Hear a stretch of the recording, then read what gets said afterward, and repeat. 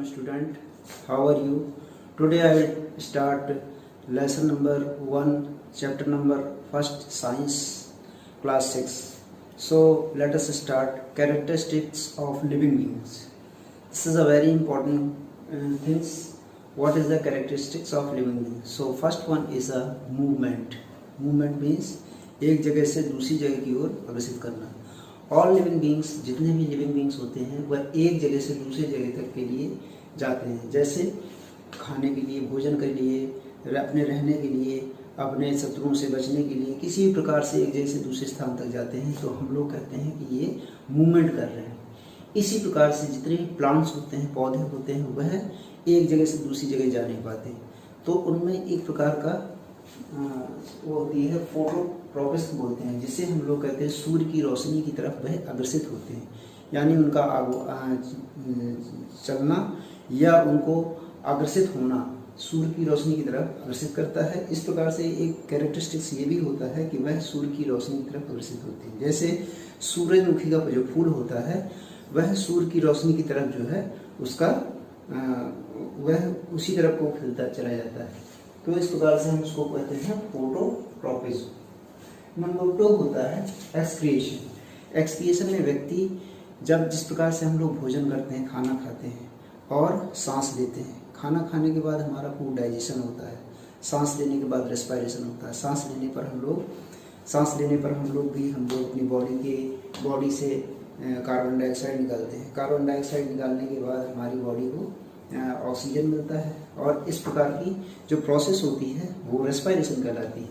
इसी प्रकार से फूड डाइजेशन होता है. फूड डाइजेशन होने के बाद जब हम अपनी बॉडी को क्रिएटिविटी करते हैं तो उसमें क्या होता है, बॉडी हमारा भोजन पच जाता है. और इसी प्रकार से बहुत सारी चीज़ें ऐसी होती हैं प्लांट्स में भी, जो कि the process in which waste are removed from the body of plant and animal is called excretion.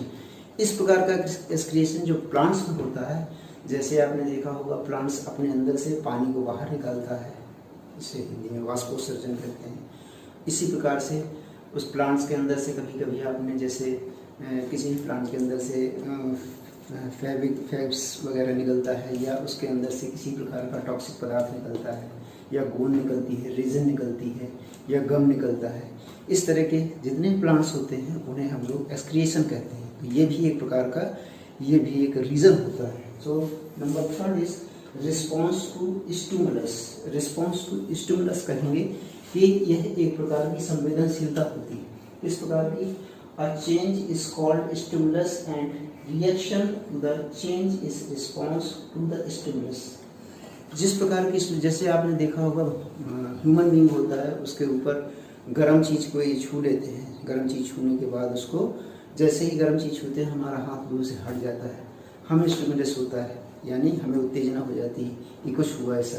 ठंडा पानी अलग तुरंत आ जाता है सामने, हम उसको जैसे ही छूते हैं उसको हमें स्टिमुलस होता है.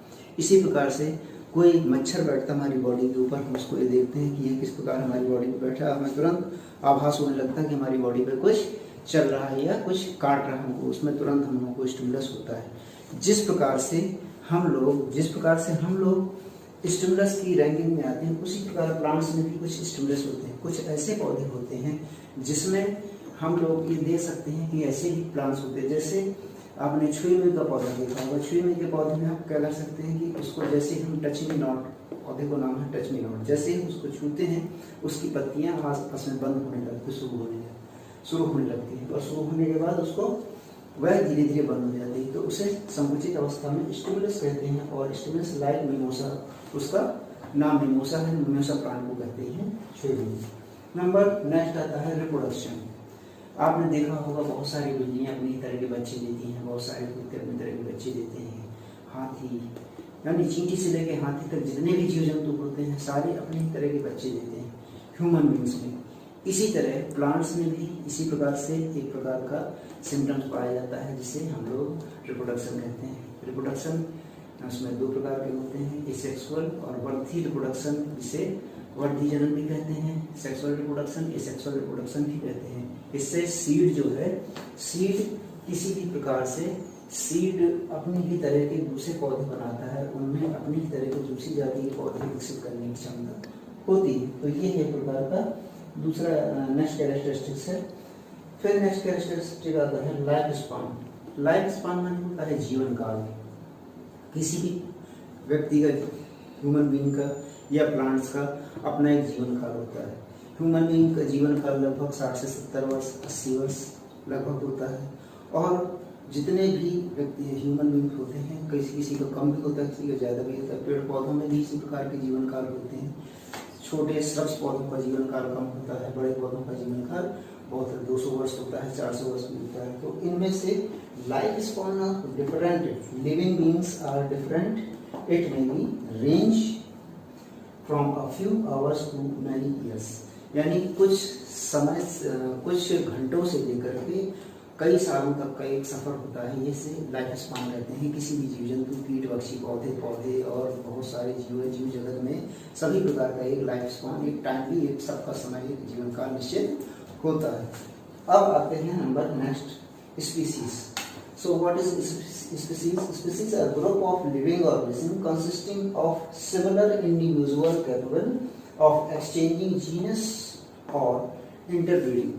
इंटरब्रीडिंग के आधार पर और ऑर्गेनिज्म कंसिस्टिंग, दो ऑर्गेनिज्म जब आपस में मिलते हैं तो अपनी तरह के बच्चे उत्पन्न होते हैं, या उसमें आप ये कह सकते हैं कि स्पीसीज उसी तरह की जातिगत स्पीसीज पैदा होती है। एक ह्यूमन बीइंग के द्वारा भी, एक और इंडिविजुअल प्लांट्स के द्वारा भी। इनके जो बीज होते हैं या इनके डीएनए वगैरह होते हैं, इसको हम लोग डीएनए के रूप में भी रख सकते हैं कई सालों तक, और इनको धीरे धीरे स्पीसीज के रूप में हम लोग कई सालों तक बना सकते हैं। सो ये एक species the group of living organism, जो कि जीवित ऑर्गेनिज्म है, जीवित लोग हैं, उनमें कंसिस्टिंग एक दूसरे से कंसिस्ट करके एक दूसरे के अपनी ही तरह की नई जाति को जन्म देते हैं, जिसे स्पीसीज बोला जाता है। अभी आज तक के लिए आपको यहाँ तक बताया, और आगे आने वाले टाइम में इसके आगे आप